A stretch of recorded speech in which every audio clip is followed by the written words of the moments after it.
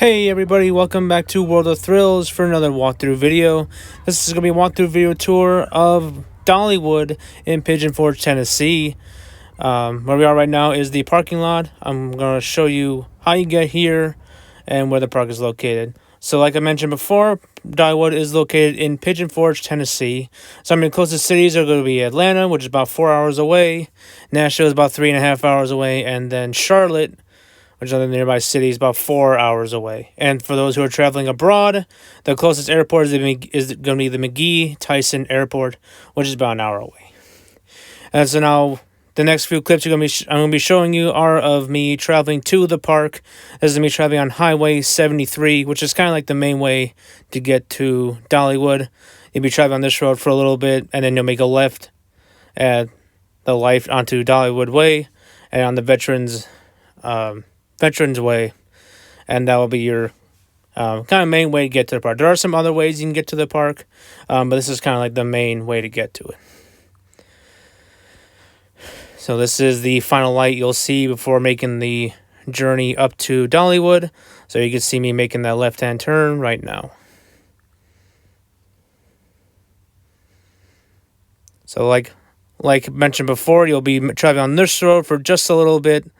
It'll be probably about 10 or so minutes, and you'll eventually start seeing Dollywood's parking lot. So here I am in this clip. You can see that we're finally approaching Dollywood. You can see the parking lot on the right-hand side. That is the parking lot for Dollywood. So you just keep going forward a little bit more, make a right-hand turn at this final intersection, and then you'll just stay to the right, and that'll get you into the parking lot for Dollywood.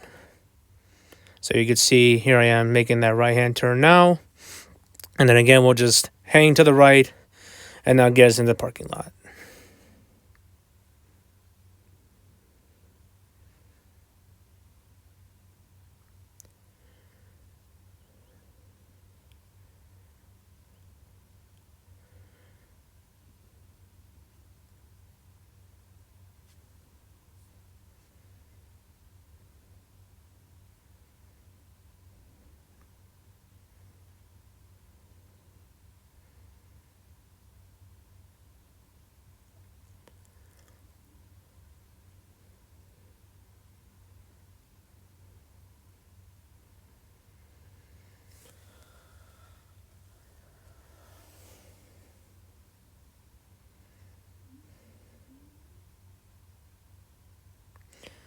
All right, here we go. We are now finally passing underneath the Dollywood sign, and then you'll make a little kind of loop around this turn here, and that'll take you to the parking booth, and again, entering the parking lot from there.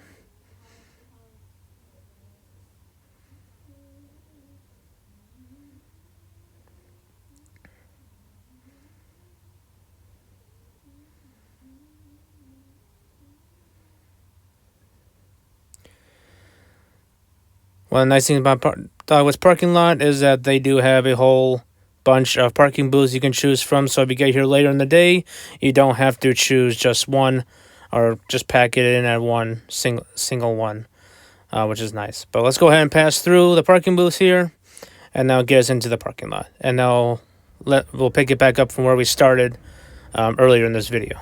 So this is one of the parking lots for Dollywood. Dollywood has a very long and very windy parking lot. This is actually on the other side of the street. This would be Lot E, or the Splash Country lots. So you will have to park back here if it is indeed very busy. And this day that I went, it was very, very busy. So if you're unfortunate like me and have to park back here, it is a little unfortunate because it will be a very long walk.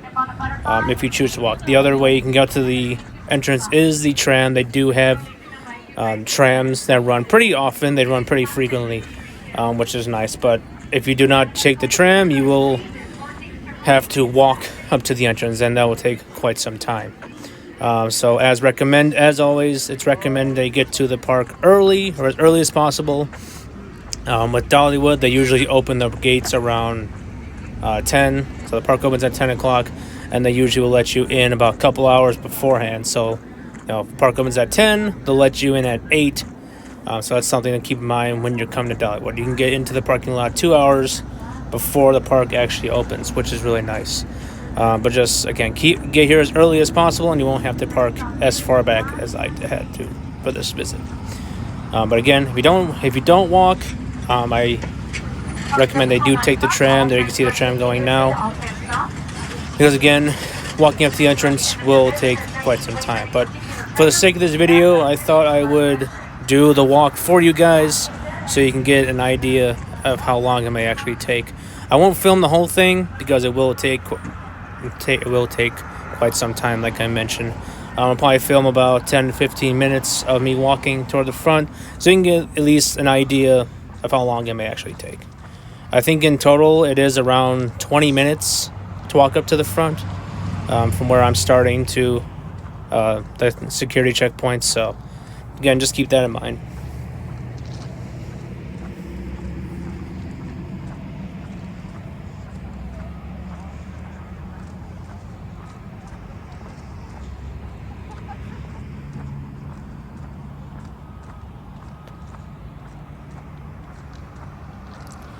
One of the ways to help out with getting to the park early is that they do have plenty of hotels scattered throughout Pigeon Forge and the area surrounding it. They're well within driving distance, maybe some are just a few minutes away.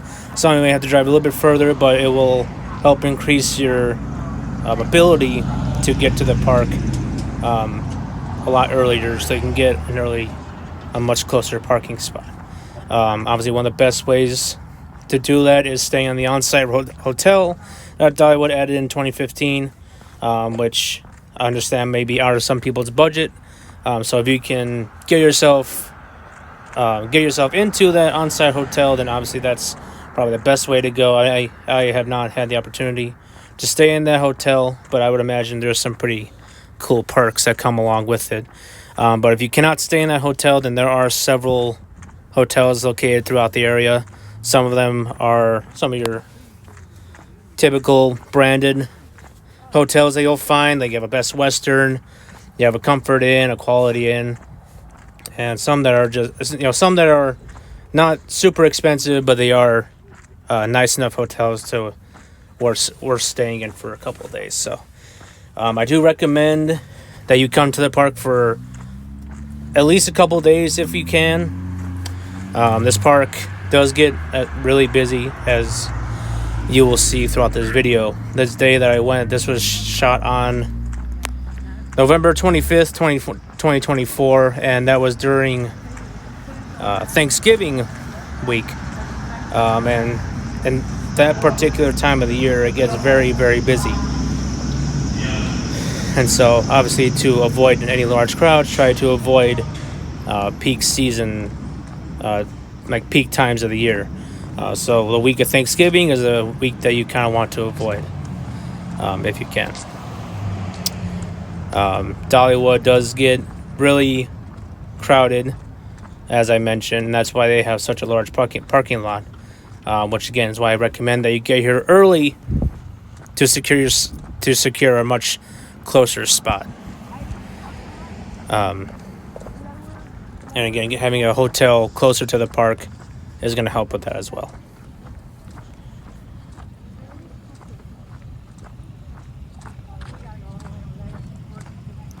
So we're now on the other side of the street. So we're starting to get a little bit closer now, but we are still quite a ways from the entrance. If you look on the map of the parking lot, it kind of forms like a giant check mark. Like where you enter the parking lot from, it's kind of like one side of that check mark, and then the security checkpoint's like the other side of it. So again, it's a very long and windy parking lot, and it's meant to hold large crowds. As I mentioned, that Dollywood gets very crowded. So again, just reiterating, if you want to avoid parking further back, just get here as early as possible. That's all I could recommend for you. Now, Dollywood, some history for Dollywood. They opened their doors in 1961. They have gone through a few different name changes. They used to be called Silver Dollar City. But then in 1985, they had Dolly Parton come in, and she bought out half of the park. And that's why it's now called Dollywood that we know today. She owns about half of the park. about 50%. She bought it for about $165 million. And basically her goal for the park was to create a park for where people can create memories that are worth repeating. That's their mission statement, and it really does show in their everyday operations. They're from the ride operations to the culinary staff to the ticket gates, the security. Everyone here, in my experience, has been super friendly, and they're always willing to go the extra mile to help you out, which is really appreciated. And that helps out creating that, setting the tone for what this park offers. Their staff is some of the most top-notch workers in the amusement industry, in my opinion. They also offer a variety of attractions. That's one of their other ways of creating, fulfilling that mission statement. They have plenty of rides for the thrill seekers, as well as the families and young kids. They have several roller coasters. They have a bunch of flat rides. They have a bunch of family rides scattered throughout the park. So unlike some parks where you'll have like maybe one or two designated areas for kid rides, this park has them kind of like spread throughout. So you'll be able to be at one spot, then go off to another, then go off to another. It's really nice, and it really helps keep that family experience together, which is always nice. Some of for the thrill seekers out there, your biggest roller coasters here are going to be Lightning Rod, which is a roller coaster by Rocky Mountain Construction.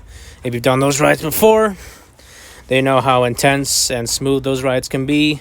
Lightning Rod has developed kind of a roughness in some areas, so it's not the smoothest ride, but it's still very fun. We'll get to that ride later on.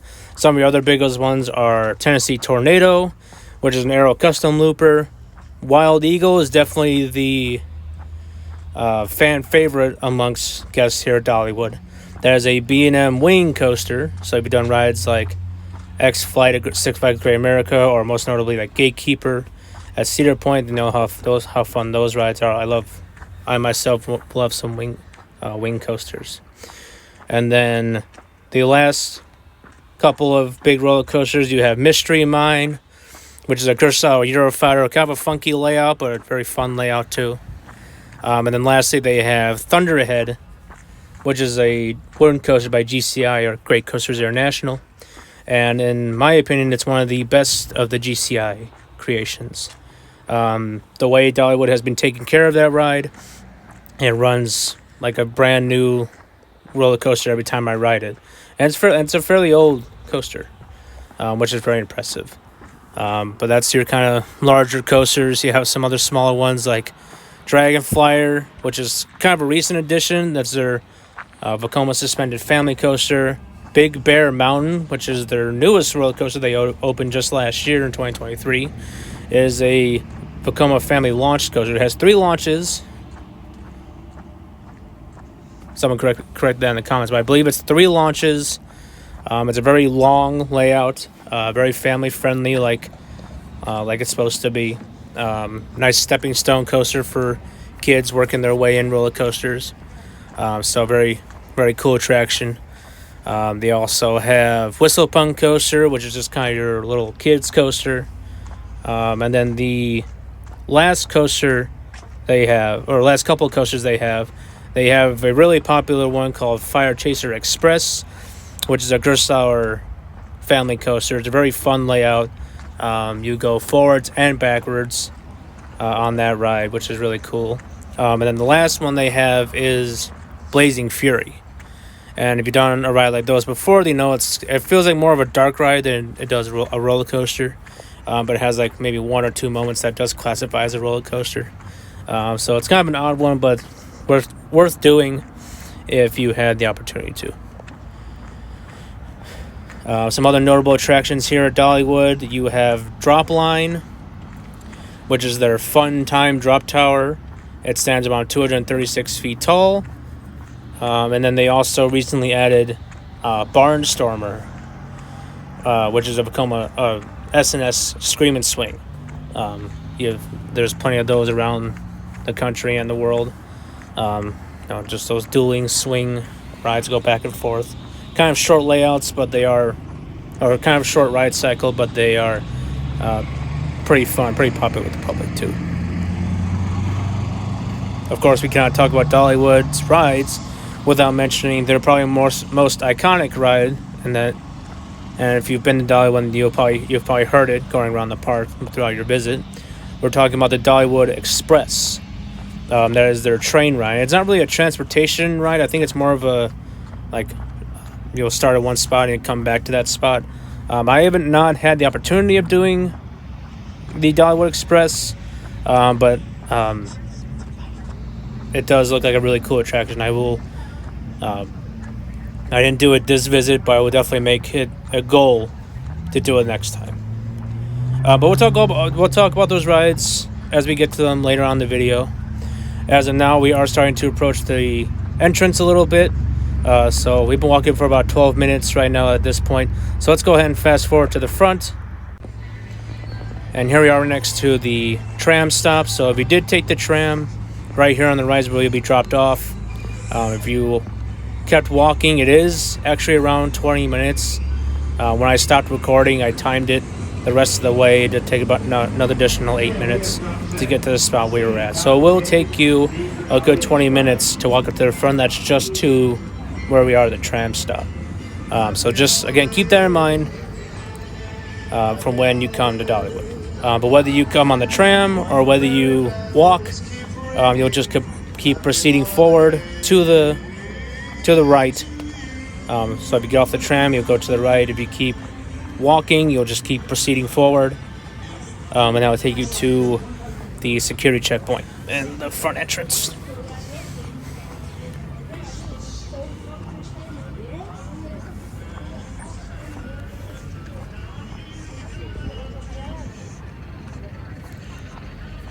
If you are staying on site at the resort, the trolley that will bring you to the park drops you off right here at this stand just to our right here. So again, if you come from the resort and they drop you off here, you'll just take a right, and that will take you to the security checkpoint as well.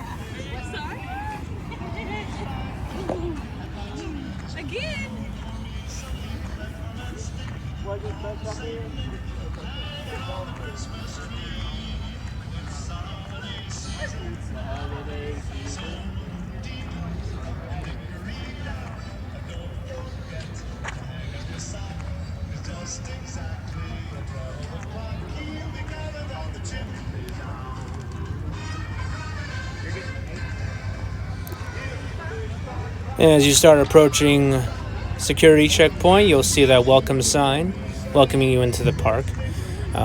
If you are someone who needs to rent any electric like wheelchairs, or you need to rent any strollers, this building to the right hand side is where you can find some.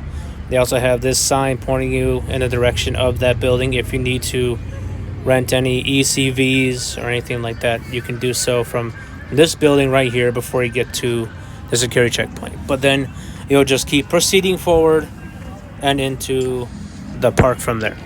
So this is just kind of your entry experience, little entrance plaza.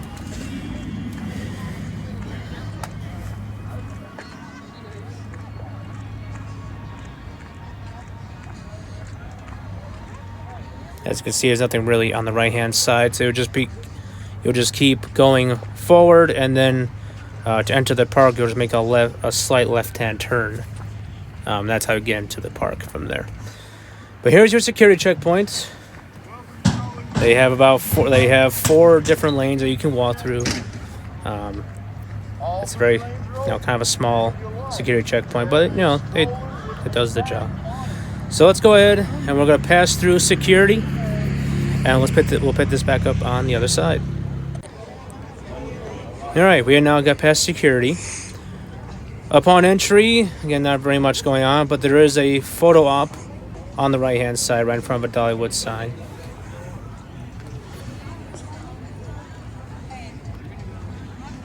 On the left-hand side, you'll find the exit for the park. You'll exit through the park's gift shop, the Dollywood Emporium. That'll be on the left-hand side.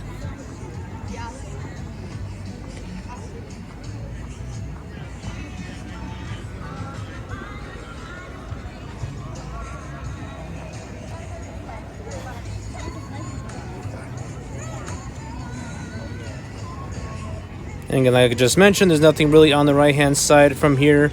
So you'll just basically either go straight back and then turn left slightly to enter the park. But I'll show you what the whole area looks like. The building way down at the end of this pathway is a set of restrooms. So if you want to use the restroom before entering the park, you can do so there. If you need to purchase your tickets, the ticket windows are right there in that building, right in front of us, that building with a tannish kind of roof. If you're someone that brings your pet, because Dollywood does allow you to bring your pets inside the park, there is an area next to that building, the bathroom building, where you can rent dog kennels. So if you do bring your dog or your pet, you can get a kennel at that spot. But if you already have your tickets, you can proceed past the ticket windows and enter the park. So here's your entry experience. There you can see the canopy for where you'll scan your tickets to get in. Let's go ahead and pass through there. And this will take us onto Show Street. So Show Street is just your entry area into the park. This is kind of the first, just the first area. There are in total around 10 or 11 different named areas. You have Show Street, the new Dolly Parton experience, Rivertown and Jukebox Junction, The Village and Country Fair, Owens Farm and Craftman's Valley, Wilderness Pass, and then the last two areas we'll cover are Wildwood Grove and Timber Canyon. So those are your 10 different themed areas in the park that we will get to today. So we'll be doing a clockwise sweep of the park, and for those who want to pause and have a reference, I will have the map up there for you throughout our video or throughout our walkthrough. So if you want to pause and use it as a reference for where we're at, you can do so there. But again, Show Street's just kind of your first area of the park. There's not really any rides here, just some gift shops and restaurants. As you can see, they have set up Christmas decorations. That's because during this video we are shooting it during their Christmas event, which is the Smoky Mountain Christmas event for Dollywood. So you will see Christmas decorations scattered throughout the park during this walkthrough. And yeah, nothing really to talk about Show Street. That's just kind of your entry point into the park. So we're gonna make a right here and head into our second area of the park. This is going to be actually the new for 2024 area that they added. This is a whole area devoted to Dolly Parton. As I mentioned before, Dolly Parton has a pretty big role in this park. She does, in fact, own about 50% of the park. And so she has a whole area dedicated to her. There's a fan shop. That is the celebrity theater that I believe she used to perform in. I'm not sure if she still performs in there anymore, but you know, they do run tours for it. You can see that line of people kind of just off to the right waiting to get into the theater, so they will take you on tours through that theater. I think they do have like other shows that will be played inside there every so often. I'm not really sure how often, but yeah, that is a pretty cool thing, and they do let you go into the theater for a tour, which is nice. Yeah, just a whole area devoted to Dolly Parton, as she, again, has a pretty big role in this park. It's really cool what she's done here. The last thing that you'll encounter in this area before you walk out, they have another kind of walk-in tour attraction. It's the tour of her tour bus. So I guess you saw the line of people waiting for that. That does get pretty long. This does get a pretty long line as well. So if that's something that would interest you, you can do so there. But it's not a super big area, so we're going to that would take us right out of the Dolly Parton experience, and into Jukebox Junction. Jukebox Junction is where you'll find your first roller coaster. We'll get to that in just a second. You also have Red's Drive-In Diner. That is where you'll find some of your typical amusement park food offerings like burgers, milkshakes, fries. So not the most fanciest food, but if you're someone that likes that kind of stuff, you can get so there. High Octane is the gift shop for Lightning Rod. Gift shops here do sell pretty good merchandise and pretty good roller coaster merchandise, which is what I appreciate. And High Octane is the first of one of those gift shops. But you have a Lightning Rod gift shop because you have your first roller coaster that you'll encounter if you go to the right from Show Street. This is Lightning Rod. This is the entrance for Lightning Rod. And as you can see, at the time of this recording, it was temporarily closed. And that would actually end up being the theme for the whole trip. I was there for 2 days, and Lightning Rod never opened for either of those 2 days. I did get to see it testing later on in the day after I got done recording this video, but it never opened. Rockin' Raceway is a little car ride for kids, pretty popular as you can see. But yeah, Lightning Rod, it opened in 2016 as it was a pretty innovative ride at the time. It was the first and only wooden coaster to feature a launch. It has since gone through several different changes because with prototypes it doesn't always work out. And major props to Dollywood. They did just about everything to try and keep it open as a launch coaster, but they ultimately went with a chain after the 2023 season. They decided to close Lightning Rod down to take out the launch, and it now has a chain lift, which hopefully will improve the ride's reliability, but that is remained to be seen. The entrance we just saw is for the park's river raft ride. If we there was another pathway we could take to the left, that would take us to Rivertown Junction. This is another way to get to Rivertown Junction. This is basically take you to one end of Rivertown Junction. If you took the pathway on the pathway a little bit further back, it would take you to the other end. Rivertown Junction doesn't really have many rides. Just kind of just like Show Street and the Dolly Parton area, but there are some nice restaurants in there. One of them, most notably, is Aunt Granny's all-you-can-eat restaurant. Basically, I think it's about $27 for adults, but you get your choice of like different meats, sides, and dessert, and you can eat just about as much as you want for one price, which is really cool. And food will be pretty good. There are pretty good food options here in Dollywood. Like you mentioned, you have your typical offerings like hot dogs and burgers and like chicken and all that stuff. But they do also have a bunch of Southern style cooking. Like they have places where you can get like ham and like country fried steak and all that. They have a bunch of places where you can get barbecue food. So there are a bunch of options in terms of Dollywood. There are tons of great smells, which is kind of funny, which is always fun because then it just makes you want to continue eating even more so. But we'll talk about food a little bit more later because there's one item in particular that we got to talk about, but we'll talk about later on.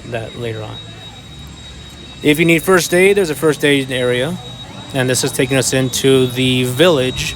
So this is actually my first time in this area as I was recording this video. So I do apologize if throughout this video it looks kind of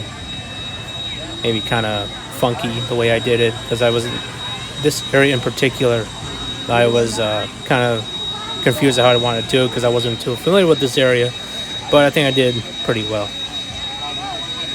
But you want to come over to the village because this is where you can find the entrance for the Dollywood Express. The Dollywood Express, as we mentioned, is the iconic train ride of Dollywood. It is a real steam train. It smells like a steam train and it sounds like a steam train. You will hear that train throughout your visit. Fun fact: if you get a hotel close enough to Dollywood, you can still hear the train from your hotel room. Or you may still be able to hear the train from your hotel room, even if you're not actually in the park, which is kind of funny. But you can see there's the entrance, and you can see as well the massive line of people. So that's just another thing to keep in mind. The Dollywood Express is a very iconic attraction, very popular attraction. So rightfully so, it has a very long line. So that is an attraction you would want to do. Definitely hit it as early as possible. Again, the Dollywood Express, it isn't a transportation ride per se. It's this station you see is where you'll start, and then you'll come back to that same station. So it's not really a transportation. It doesn't take you from this station to another station. You'll start this station, go throughout a whole long layout, and then come back to that same station. Over here is not doing much, but there are a few Christmas attractions. There's a few Santa attractions. Over here is where you can see if you're on the naughty or nice list. Tucked back away to the left of this naughty and nice list area is a set of restrooms. And there you can see the line of people waiting to do that. Here is the park's carousel. So again, this whole area, it doesn't really have many too notable attractions. A lot of it, again, are family attractions, but there is a few attractions for the older kids. But again, for the most part, everything over here in these areas are going to be for families. And this kind of area is kind of broken up into two sections. So right now we're in the village, and then just a little bit we'll be going down to the country fair, which has a more kind of like a American American style theming. Yeah, this is the village, and we'll be going down into the country fair. Unfortunately, they're both kind of dead ends. There's no way to get down to one or the other from like if you get down to the end of the village, you can't cut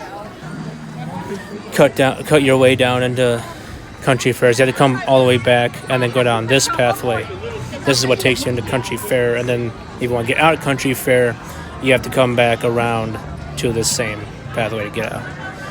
But all you're gonna have down here is just some more games, some more concession stands. And again, you have some more family rides down here as well. What's her big Okay, we can get vouchers. I don't know where,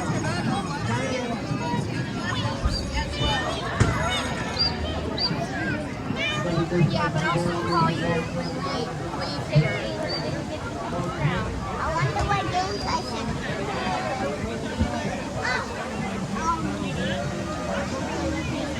I'm not doing that.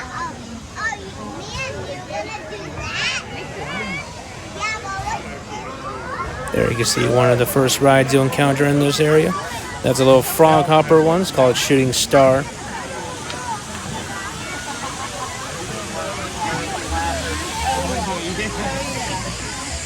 And this right here is one of the only kind of bigger rides that they have in this area.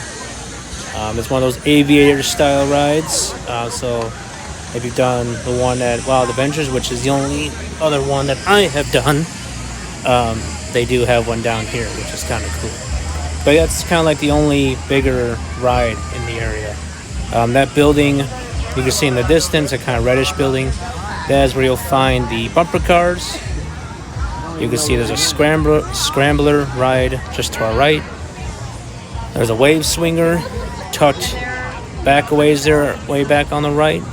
And then on the left, there'll be a handful more of some more kid attractions.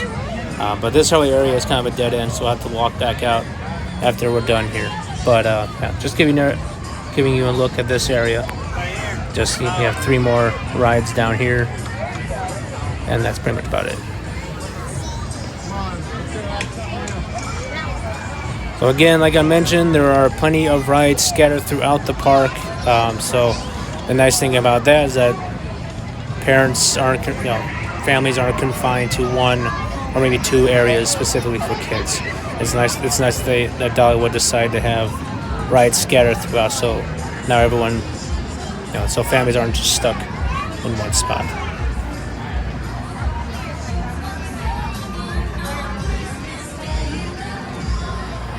So we'll just continue down here. We'll go to the last little part of this area. There's a couple more rides down here. Again, this is another dead end, so we will have to walk back this way afterwards. But there are a couple more rides down here. One of which is on the right. It's kind of a teacup style ride. And then right across from that is kind of like a Dumbo style ride. You ride some little elephants and it kind of goes up and around. And you can go up in the air. But this is another dead end, so again, we will have to walk back the same way afterwards.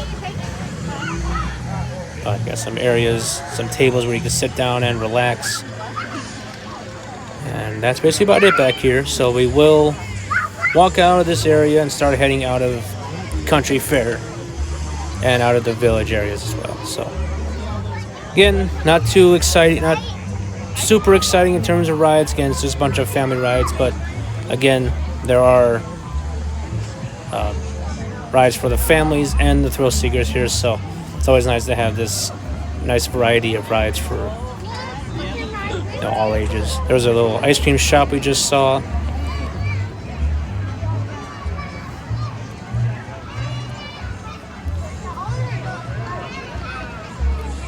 Yeah, like I mentioned, it's very crowded throughout this visit, so I apologize if the video was kind of wonky with me trying to maneuver around a lot of these people.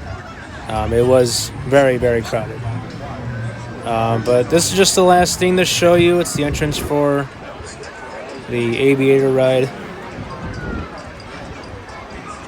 And that's going to be kind of the last thing we're going to see in this area. There's some more games up here on the right and left.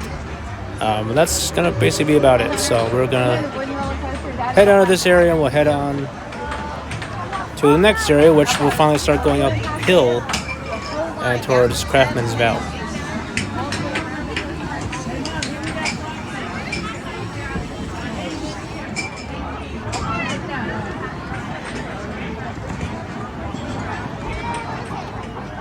Somebody from work.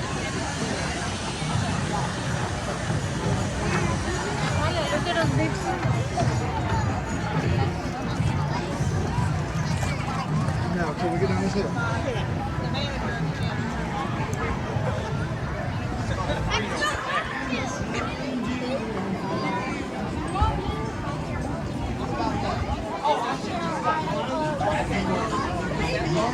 So just for reference, if you took the pathway on the right, it would take you back into the village area where we were just at.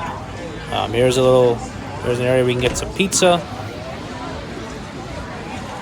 And that's going to do it for these two areas. So let's go ahead and head out of here. We're going to start heading up the hill towards Owen's Farm and Craftsman's Valley.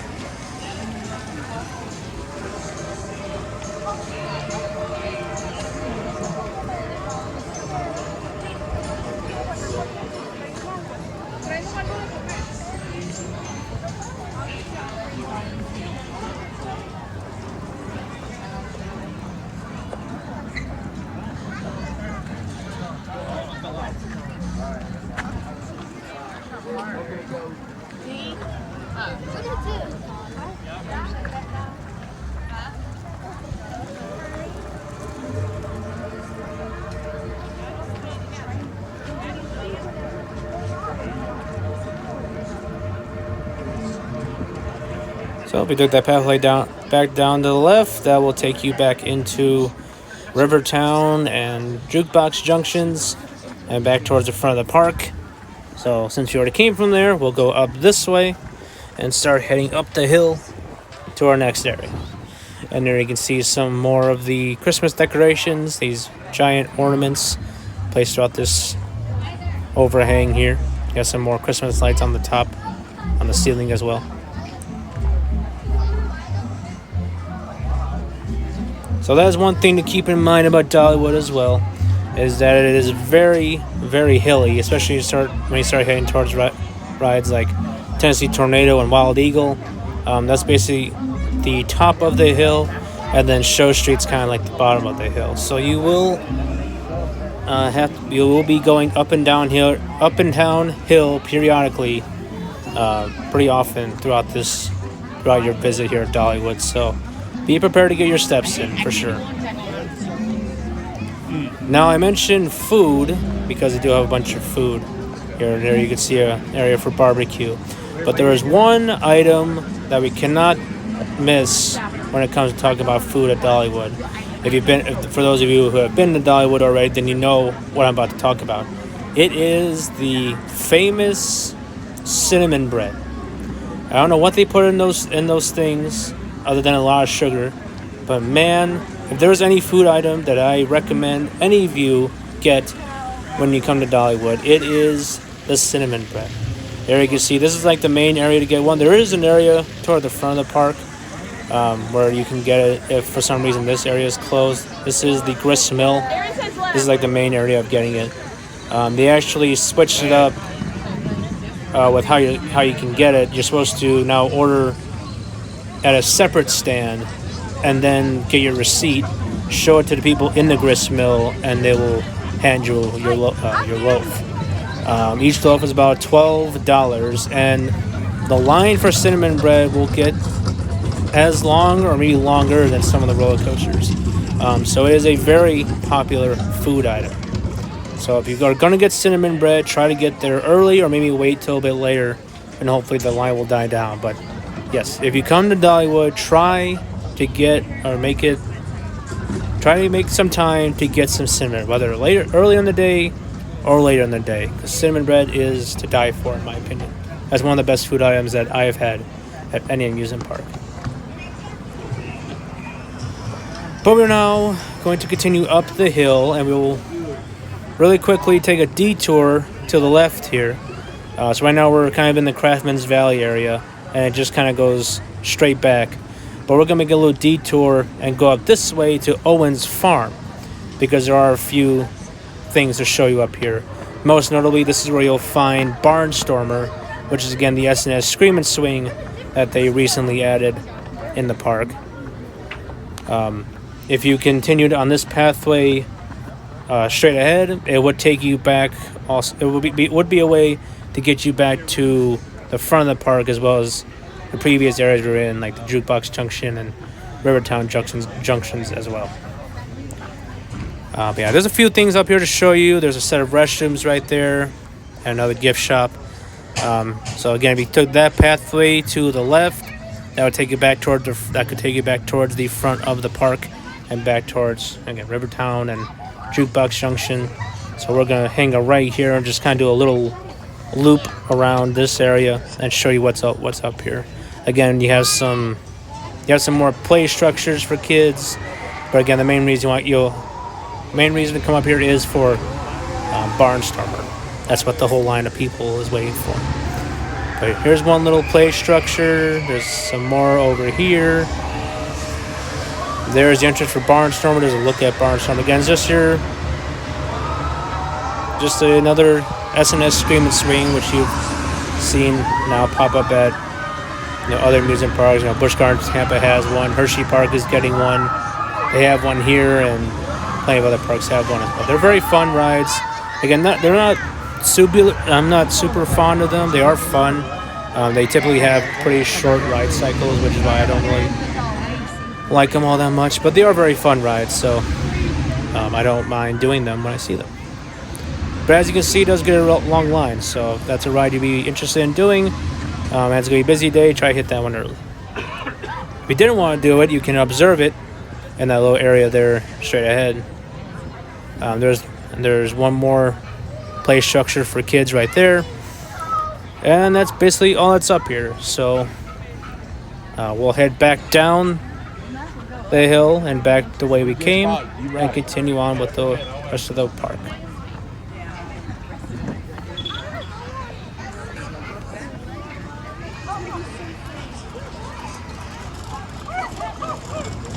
Mom's not about this.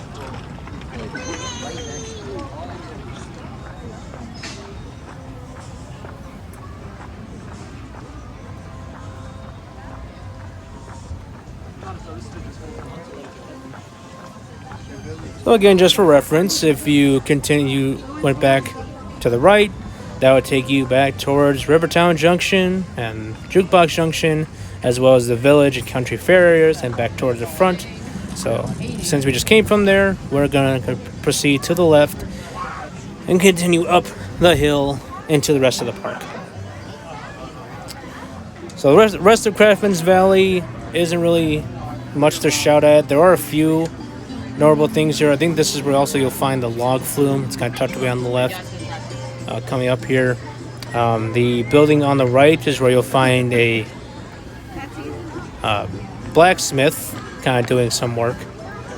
And you have just these kind of fun water structures that you see on the right. There's a gift shop here. They have plenty of restaurants scattered throughout this area too. There's some area we can get some barbecue. Yeah, just a very, very nice area. This is one of those areas where it feels like you're not really in an amusement park. It just kind of feels like you're in like a nature kind of park, with all these tall trees all these tall trees surrounding the pathways. You don't really see any rides until you start getting toward the end of Craftsman's Valley, which is really cool.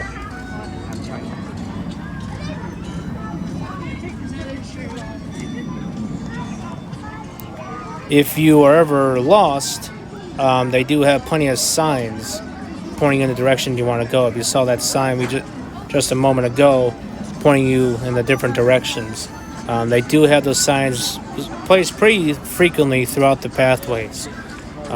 So if you need to get to like Wild Eagle, or you need to get back down to Lightning Rod or something, try and find one of those signs. They'll help you out a lot.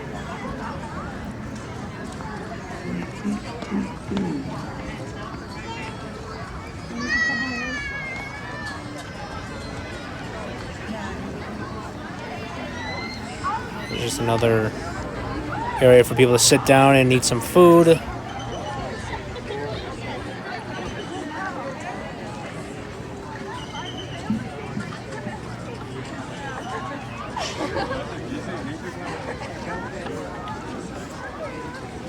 As usual with most parks, Dollywood does offer a Skip the Line pass.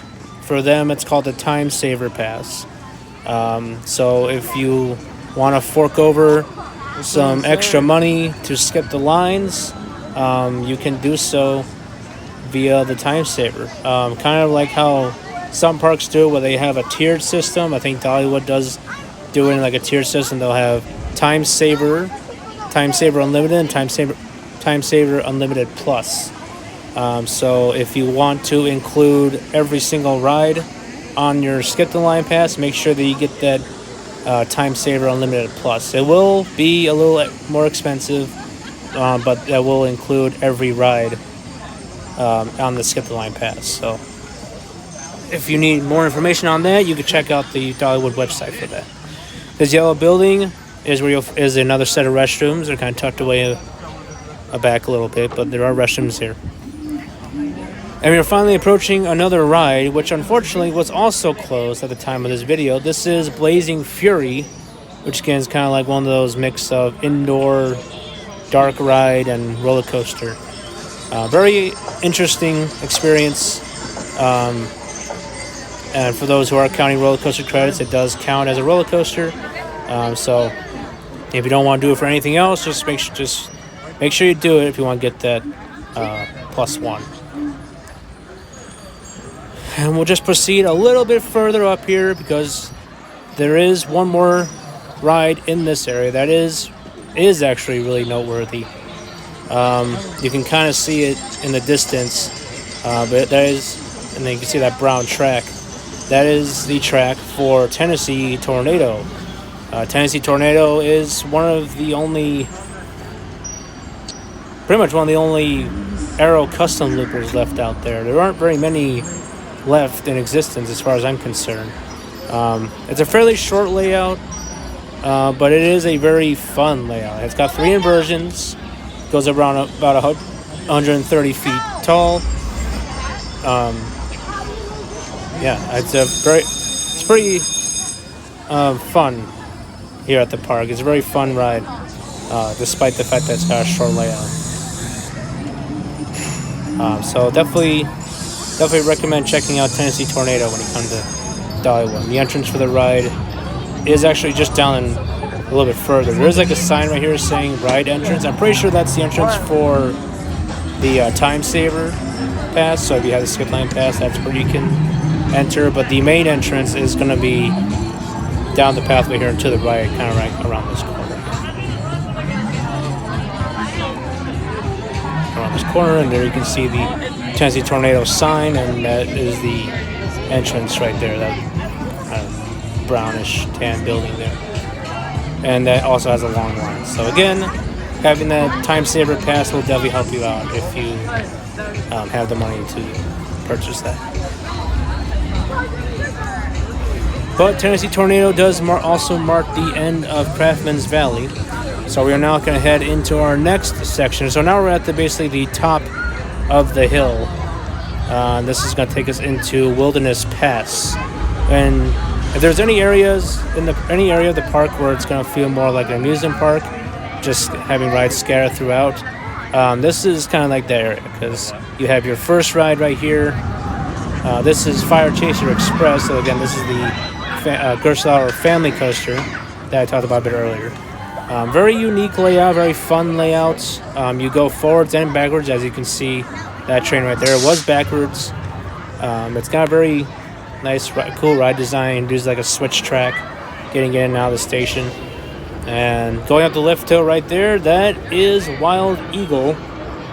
That's definitely another one of the icons in the park, because that does go over the mountain, as you can see. Definitely one of the taller attractions. That is actually one of the only attractions you will see when you're pulling up to the park. It is pretty much the only tall thing in the park that you're able to see. So again, that's a B&M wing coaster. Very fun attraction. Takes you through 4 inversions. And again, it's a very popular attraction amongst the public here. So be prepared to wait for Wild Eagle. But yeah, this is kind of like the one area of the park where it'll feel like more of an amusement park. You just have rides kind of scattered throughout. You have these 2 right here. A little bit further down, you'll find Mystery Mine, and then a little bit further down is Thunderhead. And then you also have Tennessee Tornado not too far away as well.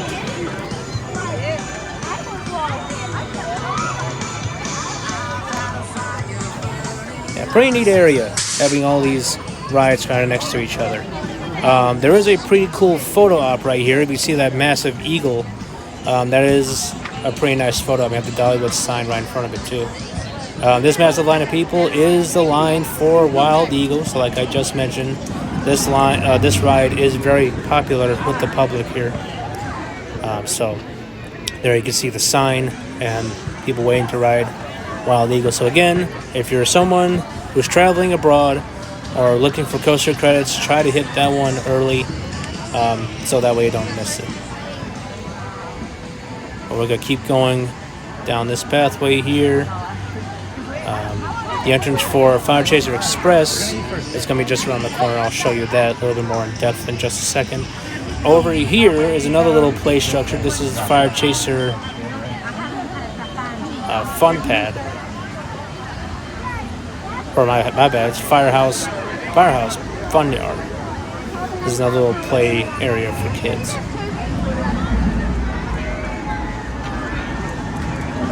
And then to get to Fire Chaser Express, you'll just walk out of there and continue down this pathway a little bit further, and then make a sharp right-hand turn, and that'll get you to the entrance for Fire Chaser Express. Fire Chaser Express is another very popular attraction. It's a very popular attraction amongst families. It's another very good stepping stone coaster for younger kids, so it's not very surprising that it gets a long line. But again, if you're looking for coaster credits, definitely try to hit this one early. As throughout the day, on this day I visited, it did get to about a 2-hour line at some point. So again, just keep that stuff in mind when you're making your plans to visit Dollywood. Which is why I do recommend that you get, if you can afford 2 days at Dollywood, I definitely recommend the 2 days. That way you can maximize your chances of being able to pick up every coaster credit. But the entrance for Fire Chaser Express will be down this way here. You can see the Fire Chaser Express sign, and you can see kind of the entrance down there. That's all you have down there is the entrance and the exit. So it is a dead end. So once you're done with Fire Chaser Express, you will have to walk back out this same way to get to the rest of the park. So yeah, that's gonna be Wilderness Pass. Not the biggest area in the park, but it does have a couple more roller coasters.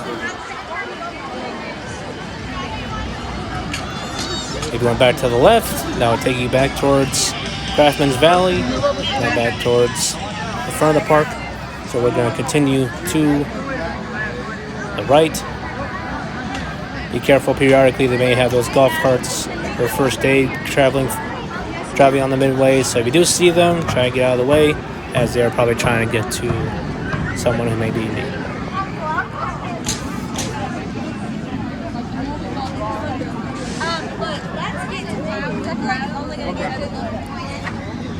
So we're now going to head into start heading into Timber Canyon. This is where you'll find Mystery Mine, Drop Line, Thunderhead, and Whistlepunk Coaster. But we're actually going to head into Wildwood Grove first, before heading to the rest of Timber Canyon.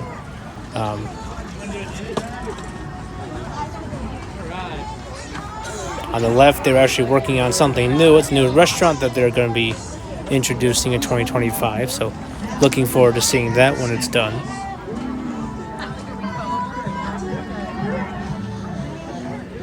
There's another one of those signs that we talked about. So, again, if you ever get lost, you can console one of those signs, and you can try and find your way wherever you may be going to.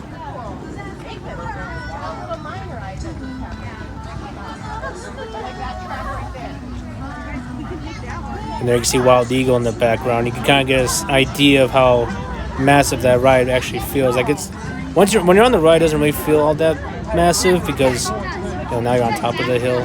But when you're on the ground level, like this, it just looks massive. Now the next ride we'll be talking about, since we'll get to this before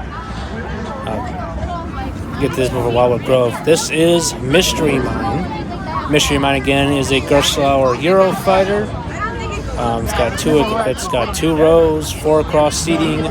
Those very awkward harnesses, but it is a very interesting yet fun layout. Kind of starts you indoors in like a pitch dark tunnel, and then you go in and out of that. You go like in and out of the darkness. Very interesting layouts. It actually changed its layout. It used to take you through that turn. If you can see that track there in the background, yeah, that is old track that they have not taken out for whatever reason. And you now, instead of going through that turn, you'll make a left turn after the first drop. You'll go on that mid-course and then turn left there, and let's go through this little turn instead of going through that other one, which is kind of cool. So it's kind of like a weird spectacle that they kept the track there. It's like to remind you what used to be. But yeah, Mystery Mine, very cool, very interesting ride. For some reason, this does get a very long line. I don't know if it's just because if it's popular with the public, or it's the fact that the capacity isn't the best. Again, it's only 2 across, or 2 rows with 4 across seating. They do run multiple cars, but I don't know how good the capacity still is, even with the fact they have multiple cars. Because again, there are only 2 rows.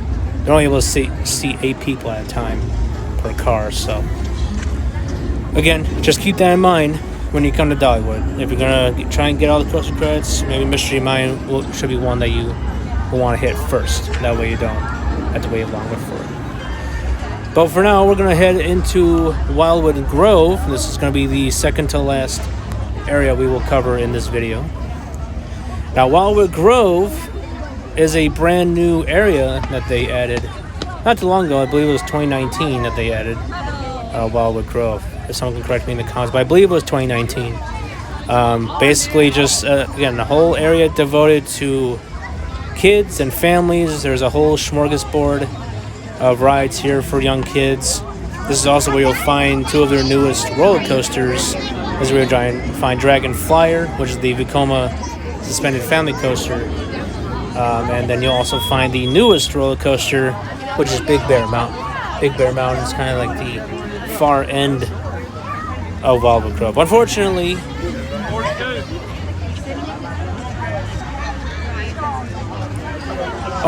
for us, though, Wildwood Grove is, in fact, a dead end.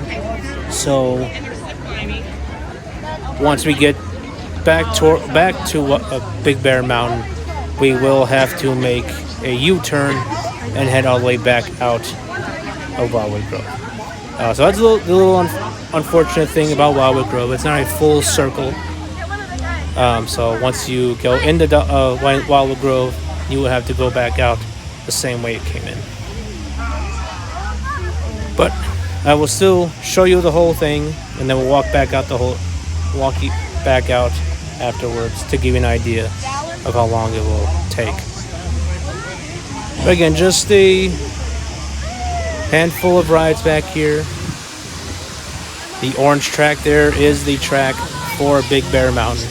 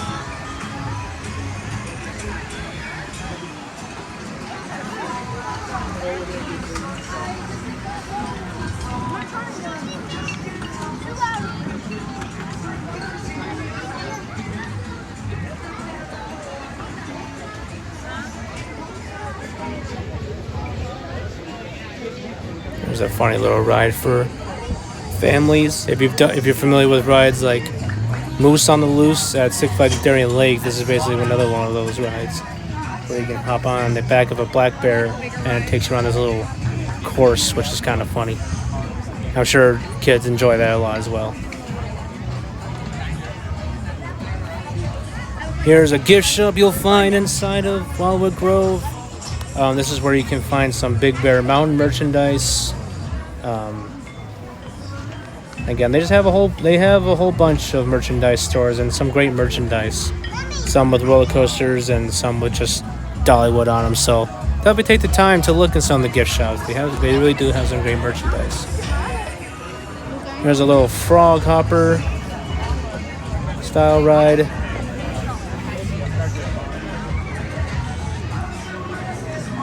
If they're doing any character meet and greets, this is the facade where you'll meet them underneath.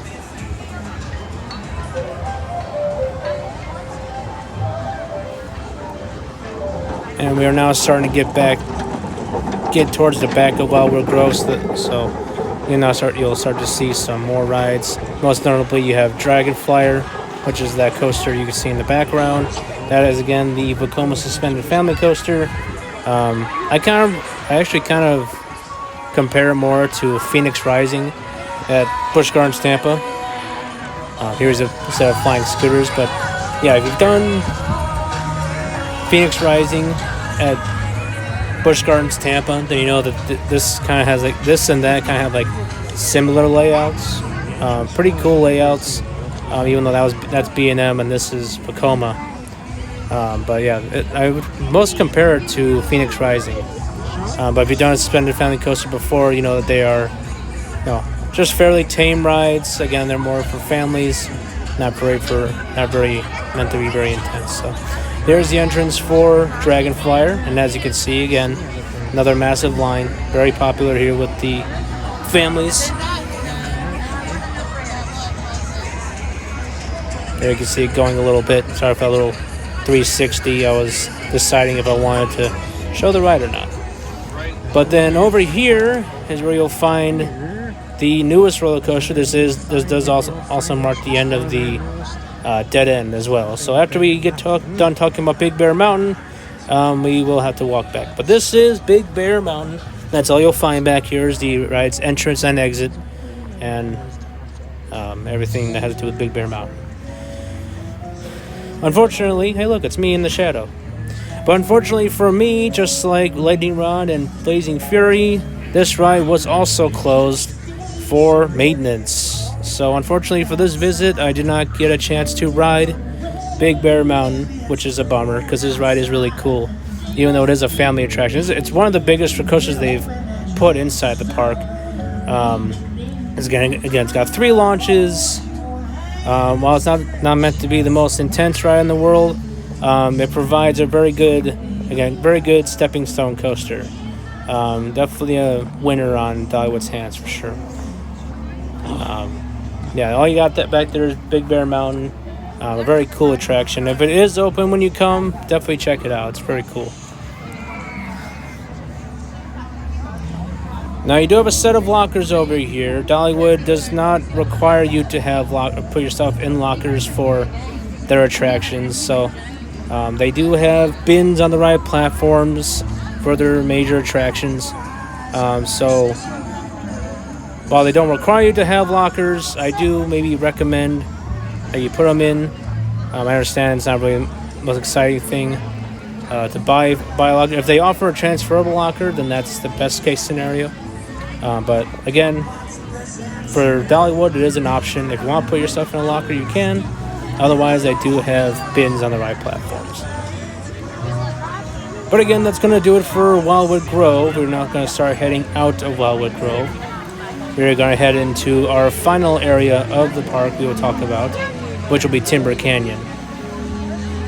We kind of highlighted it a little bit when we were talking about Mystery Mines, because that is technically kind of more part of Timber Canyon. But we'll get into the rest of Timber Canyon when we get out of Wildwood Grove.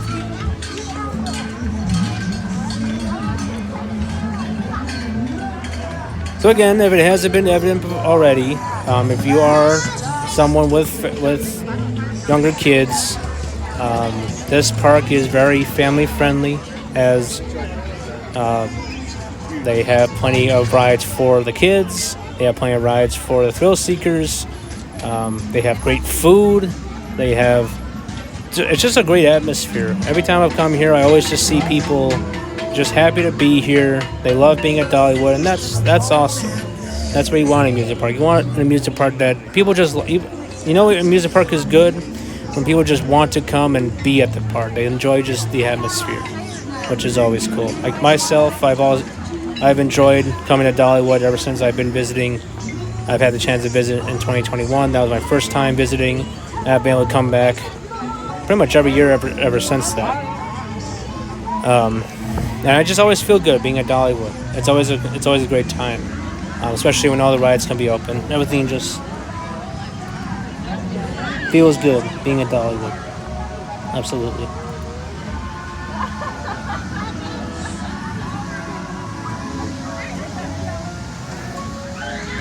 Yeah, we're going to go ahead and head out of Wildwood Grove.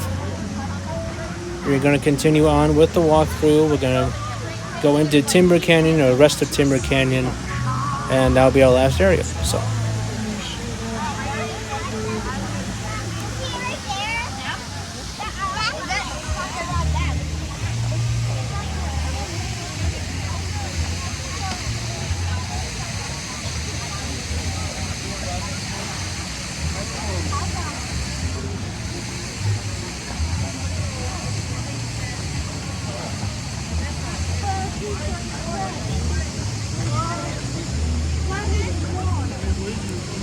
Yeah, and I know I could have fast forwarded back out of Dollywood Grove, but again, this is all just to give everybody that's watching an understanding of how long it will take you to get around Dollywood. It does take quite a while to get around, so I just thought that this would be helpful for everyone to see exactly how long it does take. Again, obviously the amount of people that were there that day does not help either, but even without the people, it will still take you a good while to get around the park if you decide to do everything.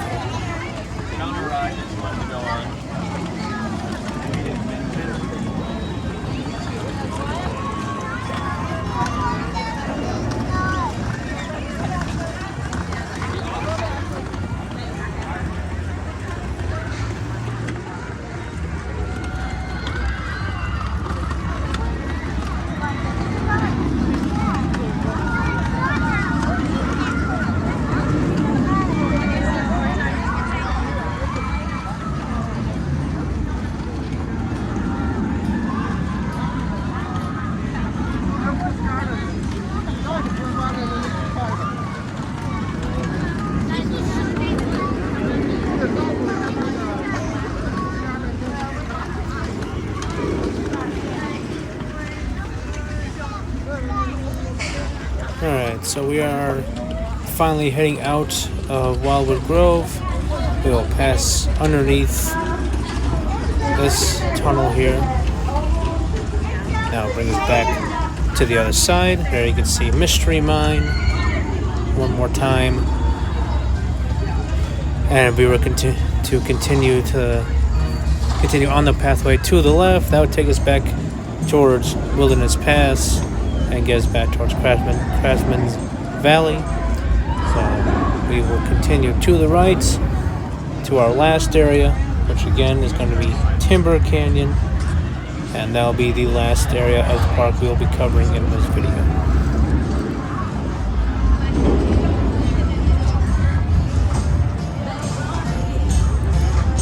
There on the left, you can see the line of people going up the stairs to ride Mystery Mine. Again, Mystery Mine, even though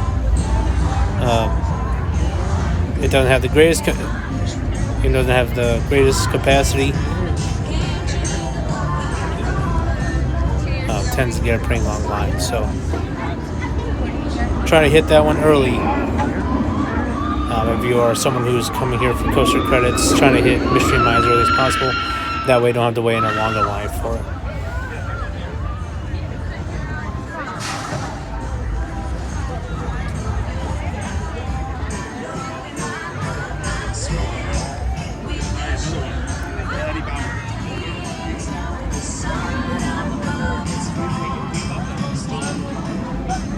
But we are now heading further into Timber Canyon, and this is where you'll find the last few rides in the park. The first being this thing on the left. It's one of those rides where you get in the seats and you pull yourself to the top. I've seen a few of those around the country.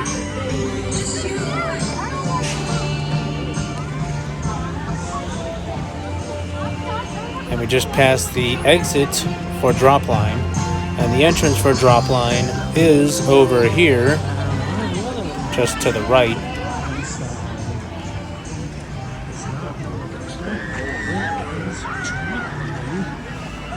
And there we can see it going. So let's pause and see if we can get a drop.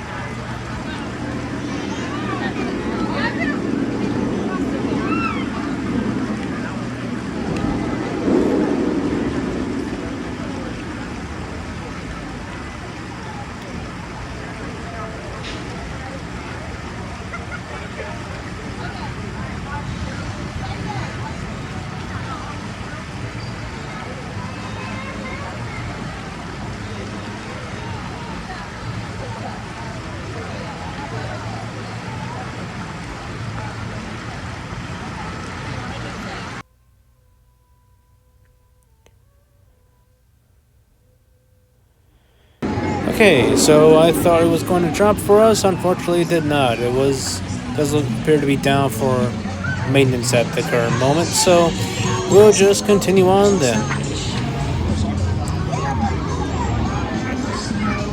That wooden coaster you can see in the distance, that is Thunderhead. Thunderhead again is the park's wooden coaster by Great Coasters International, or GCI. We will talk about that in just a little bit. As the very next coaster, we'll talk about is Whistlepunk Chaser. It's a little kid coaster just tucked away off the pathway here. It is a coaster that you can ride without a kid. So if you again are counting coaster credits, that is one that you can achieve. You do not need a kid for. But Thunderhead again is a wooden coaster by GCI. It is, in my opinion, one of the best GCI coasters. It has a bunch of twists and turns, goes up about 100 feet, pretty intense layout. And again, Dollywood has been pretty regularly doing maintenance on it, so it feels like a brand new coaster every single time. And as you can see, this line of people is in fact waiting for Thunderhead. And there you can kind of see the entrance for it just in the distance there. So it does get a pretty long line.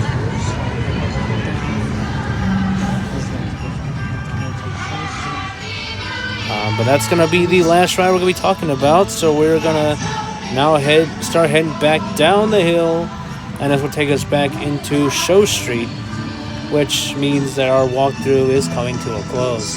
Timber Canyon was our last area of the park, and this will be just the last kind of little area that we'll walk through to get down to the front of the park. This little structure we're walking through is actually another Christmas decoration. You can see the lights that are kind of on the side, and at night it looks very pretty. You can see some more Christmas trees, some more Christmas decorations. They really do have some of the best Christmas light displays in an amusement park that I've seen. Very nice touch. In particular, there's an area, the area by Tennessee Tornado. They have like a bunch of light strips that like hang down from the trees or light posts or whatever. And at night, it looks very, very cool. Have a wonderful day. But yeah, this is going to be the conclusion of our walkthrough video. We just got a little bit further left to go down this hill a little bit, and then that would bring us back into Show Street. So we had 10 different areas. That's a total of 10 roller coasters that we saw, as well as a bunch of other attractions. We talked about all the food that they have. Again, they are one of the best parks in terms of food. They have your typical options like burgers and pizza. They have a bunch of barbecue options, country style food. And again, the one thing you need to try out when you come here is the cinnamon bread. Please try out the cinnamon bread when you come here. You will not regret it. Again, if you're looking for places to stay, they have plenty of hotels in the area that are within easy drive. Again, if you are coming from a farther place, the closest airport that is to Dollywood is the McGee-Tyson Airport, which again is about an hour away. So it's a pretty easy access area. If you're someone who lives nearby in one of the nearby cities I mentioned, it is a pretty easy drive, just a few hours away. So I definitely recommend Dollywood to anybody. It is one of my favorite parks that I've ever had the chance to visit. I know it is kind of obscure. It is kind of like in a weird spot in Pigeon Forge, Tennessee. Again, from Nashville, it's about 3.5 hours away. But it is worth the drive. Definitely worth the drive. If you get the chance to visit Dollywood, I definitely recommend it. They are an amazing park. Dolly Parton and the whole crews here do an amazing job. But you're now back in Show Street. If you are someone who parks in the preferred lot, you can enter from that entrance right there. And we'll just point out a few more things. We are now back into Show Street. So if you took a left instead of taking a right like we started at the beginning, this would be the area you would start at. On the right here is actually an area where you can check any heights. They have a height check station here, so if you're a family with young ones, you want to check their heights and see what rides they can fit onto, or let's see what rides are tall enough for. You can check that there. Over here is another area where you can rent any electric vehicles you may need, wheelchairs. This is also where you can purchase the park's Time Saver Pass, which is again that skip the line pass we talked about earlier. And on the right is the Dollywood Emporium, which is also the park exit that you'll have to so like gift shop you have to walk through to exit out the park. And with that is going to officially conclude our Dollywood walkthrough video. So if you are in the Pigeon Forge area, please come down to Dollywood Amusement Park in Pigeon Forge, Tennessee. This has been Cody North with World of Thrills. Thank you for watching this video. I will see you guys in the next one. Until then, take care.